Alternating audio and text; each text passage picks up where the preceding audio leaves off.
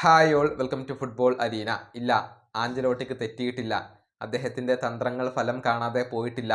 ആഞ്ചലോട്ടിയുടെ Brazil കരുത്ത് തെളിയിച്ചിരിക്കുന്നു. എതിരില്ലാത്ത 3 ഗോളുകൾക്കാണ് ചിലിയെ ബ്രസീൽ പരാജയപ്പെടുത്തിയിട്ടുള്ളത്. മത്സരത്തിൻ്റെ തുടക്കം തൊട്ട് അവസാനം വരെ ബ്രസീൽ ആധിപത്യം പുലർത്തിയ ഒരു മത്സരമായിരുന്നു ഇത്. നിരന്തരം ആക്രമണങ്ങൾ ബ്രസീൽ നടത്തി.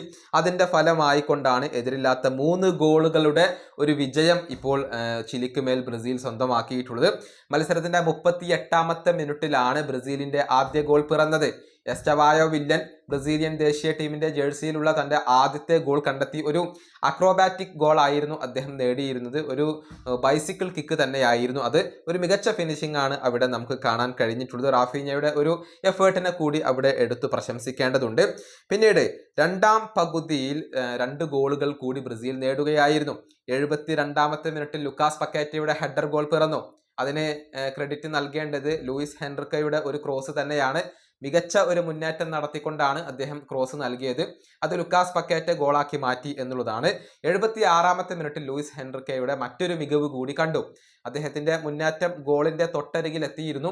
നിർഭാഗ്യവശാൽ അത് ഗോളായി മാറിയില്ല. പക്ഷെ അവിടെ ബ്രൂണോ ഗുയിമറസ് ഉണ്ടായിരുന്നു. അദ്ദേഹം അത് ഫിനിഷ് ചെയ്തു. അങ്ങനെയാണ് എതിരില്ലാത്ത 3 ഗോളുകൾക്ക് ഇപ്പോൾ ചിലിയെ ബ്രസീൽ പരാജയപ്പെടുത്തിയിട്ടുള്ളത്. ബ്രസീലിന്റെ ഒരു മികവ് ഇവിടെ എടുത്തു പറയേണ്ടതുണ്ട്. ആകെ 22 ഷോട്ടുകളാണ് അവർ ഈ ഒരു മത്സരത്തിൽ ഉതിർത്തിട്ടുള്ളത്. മാത്രമല്ല എല്ലാ അർത്ഥത്തിലും ചിലിക്ക് മേൽ ആധിപത്യം പുലർത്താൻ അവർക്ക് കഴിഞ്ഞിട്ടുണ്ട്. നിരന്തരം ആക്രമണങ്ങൾ ബ്രസീൽ നടത്തി എന്നുള്ളതാണ്. ഏതായാലും ബ്രസീലിന്റെ ഈ ഒരു പ്രകടനം അത് ആരാധകരെ സംബന്ധിച്ചിടത്തോളം സന്തോഷം നൽകുന്ന ഒരു കാര്യമാണ്. ഈ വീഡിയോ അവസാനിപ്പിക്കുന്നു. അടുത്തൊരു വീണ്ടും കാണാം.